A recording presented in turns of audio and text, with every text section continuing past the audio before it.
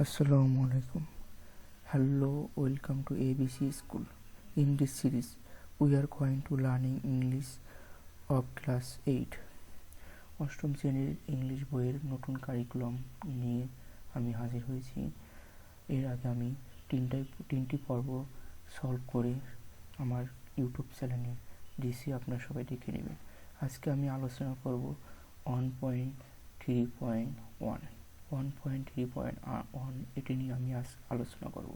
তো বন্ধুরা, এখানে আপনারা দেখছেন যে listen to the recitation of the poem, then practice reciting it in pairs or groups, finally recite it for the whole class. কবিতাটি আবৃত্তি শোনো, তারপর জোড়ায় বা দলে একটি অনুশীলন করো, সর্বশেষ পুরো ক্লাসের জন্য এটি আবৃত্তি করো।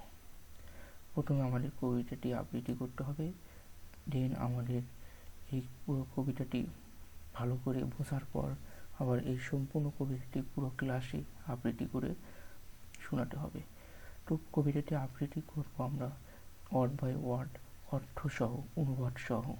আমরা অনুবাদসহ এটা আবৃত্তি করব, তারপরে আমরা নিচের যে কোশ্চেনগুলো দেওয়া আছে সেই কোশ্চেনগুলো সলভ করব। তো বন্ধুরা, আমি এই কবিতাটি আমি অনুবাদসহ এক জায়গায় নোট করছি, সেই নোটটি আমি আপনাদের সামনে হাজির করব এখন। তো বন্ধুরা, আপনারা এখানে দেখছেন ট্রু রয়্যালিটি, একটি সুন্দর কবিতা। এই সুন্দর কবিতাটি আমি অনুবাদ সহ লিখছি এবং আপনাদেরকে আবৃত্তি করে শোনাবো। ট্রু রয়্যালিটি, এটির অনুবাদ করলে হবে সত্যিকারের রাজমর্যাদা। সত্যিকারের রাজমর্যাদা, এটি লিখেছেন রুডিয়ার্ড কিপলিং। রুডিয়ার্ড কিপলিং একজন বিখ্যাত লেখক, তিনি এই কবিতাটি লিখেছেন। তো বন্ধুরা, এখানে আপনারা দেখছেন There was never a queen like বালকিস। বিলকিসের মতন এমন রানী আর ছিল না কখনো। বিলকিস একজন রানী ছিলেন। There was never a queen like Bilkis. বিলকিসের মতন এমন রানী আর ছিল না কখনো। তারপর from here to the wide world ends, এখান থেকে জগতের শেষ পর্যন্ত শেষ প্রান্ত পর্যন্ত। তারপর বলা হয়েছে যে but Bilkis talked to a butterfly. Bilkis কথা বলতো এক প্রজাপতির সাথে। বাটারফ্লাই মানে প্রজাপতি। বিলকিস কথা বলতো এক প্রজাপতির সাথে। এরপর as you would talk to a friend, যেমনটা তুমি বন্ধুর সাথে বলতে, যেমনটা তুমি বন্ধুর সাথে বলতে। এর পরের line, there was never a king like Solomon. সোলেমানের মতো এমন রাজা আর ছিল না কখনো।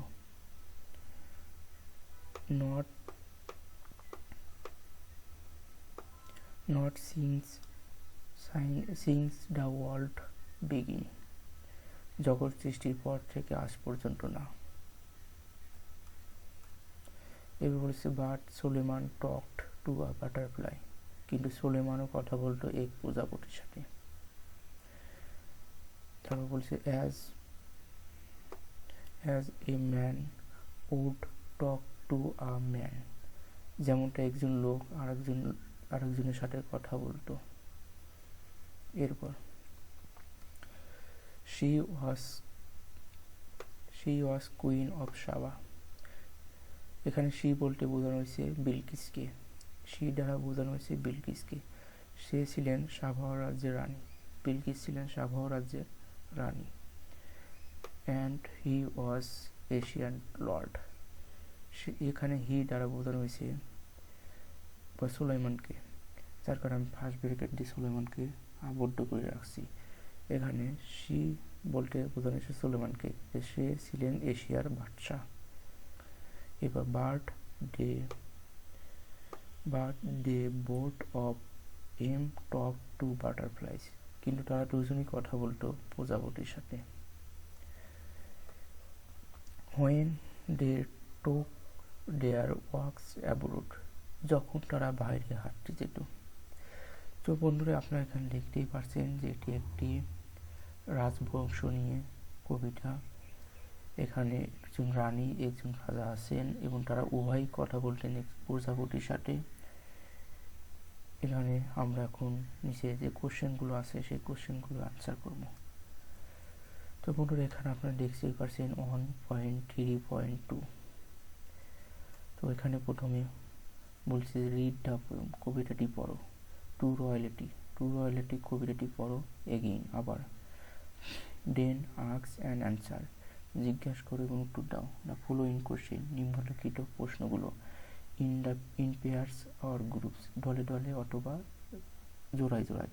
Finally share your answer with the class, তোমার অবশেষে তুমি তোমার ক্লাসের সকলের সাথে বা সেটি শেয়ার করো, ভাগ করো। তো আমি এখানে প্রশ্নগুলো অ্যান্সার করে রাখছি, আপনারা এগুলো চাইলে নোট করে রাখতে পারেন। তো প্রথম যে প্রশ্নটি এ নাম্বার, এখানে বলা হয়েছে যে হাউ মেনি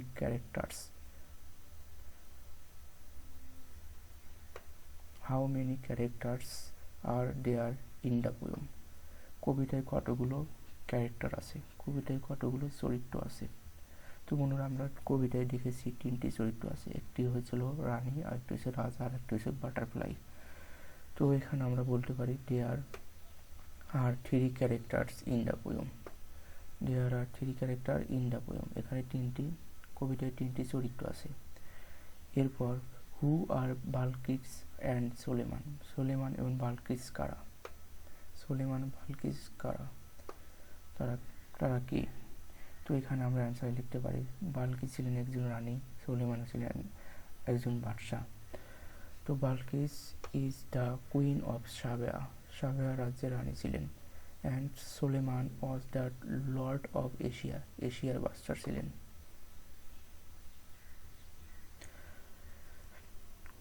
এরপরে হাউ আর দে, তারা কেমন? They were very passionate and humble, তারা খুবই আবেগময়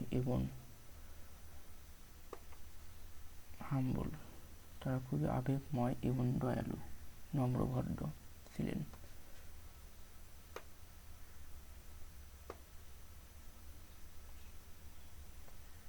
এরপর হু ইজ দেয়ার ফ্রেন্ড, তাদের বন্ধু কারা ছিল, তাদের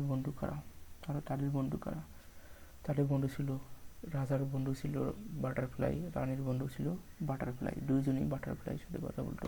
তো আমরা এখানে বলতে পারি এই বাটারফ্লাই ইজ দেয়ার ফ্রেন্ড, তাদের বন্ধু ছিল বাটারফ্লাই।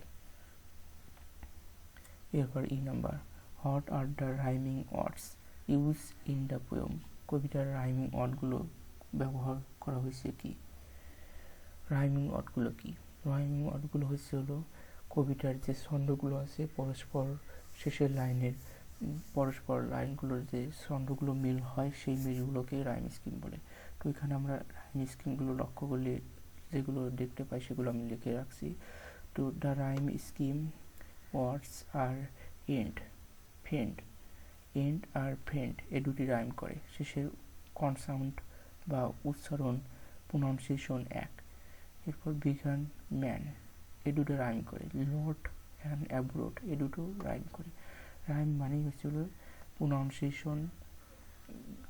প্রোনাউন্সিয়েশন যখন উচ্চারণ করা হবে তখন তাদের উচ্চারণগুলো একইভাবে শোনা যাবে। যেমন এখানে এন্ড ফ্রেন্ড, শেষে এন্ড ফ্রেন্ড মিল আছে, কিন্তু বিগান ম্যান মিল আছে, লর্ড অ্যাব্রোড এটাও কিন্তু মিল আছে। এরপর what are the words that are repeated in the poem, কবিতায় কোন শব্দগুলো রিপিটেড হয়েছে, পুনরাবৃত্তি হয়েছে। তো দ্য রিপিটেড ওয়ার্ডস আর, কবিতায় রিপিটেড হয়েছে দেয়ার ওয়াজ, এটি রিপিটেড হয়েছে। টকড, এটি রিপিটেড হয়েছে, পুনরাবৃত্তি হয়েছে। টু বাটারফ্লাইস, এটিও রিপিটেড হয়েছে। অ্যাস, এটিও রিপিটেড হয়েছে। যে শব্দগুলো একাধিকবার রিপিট হয়েছে সেইগুলো এখানে আমি লিখছি। তো আমরা চাইলে নোট করে নিতে পারি। এরপর G number, Do these repeated words help you understand what the poet wants to say toward Queen Balkis and King Suleiman? রাজা সুলেমান এবং রানী বিলকিসের মধ্যে যে কথোপকথন চলছিল বা যে কথাবার্তা করছিল তা বুঝতে আমাদেরকে সাহায্য করেছে সেই শব্দগুলো কিভাবে, মানে সেই ওয়ার্ডগুলো, রিপিটেড ওয়ার্ডগুলো, পুনরাবৃত্তি ওয়ার্ডগুলো আমাদের কিভাবে সাহায্য করছে বোঝাতে, যা রানী এবং রাজার মধ্যে কথোপকথন চলছিল। তো আমরা এখানে বলতে পারি yes, these repeated words help me understand what the poet wants to say to Queen Balkis and King Suleiman. This poem, True Royalty, is a wonderful poem that explores the concept of humbleness and the ability to enjoy life, simple pleasure, no matters how busy or important you might be. তো এই ছিল answer. আপনারা চাইলে অ্যান্সারগুলোকে note করে নিতে পারেন এবং কবিতাটি যদি না বোঝেন তাহলে অবশ্যই প্রশ্ন করবেন, আমি অবশ্যই কবিতাটি আপনাদেরকে আবারও ভালো করে বুঝিয়ে দেবো। এবং ভালো লাগলে অবশ্যই ক্লাসটি শেয়ার করবেন। আপনাদের সবাইকে সম্পূর্ণ ভিডিওটি দেখার জন্য ধন্যবাদ এবং আশা করি পরবর্তী ভিডিওগুলোও আপনারা দেখবেন।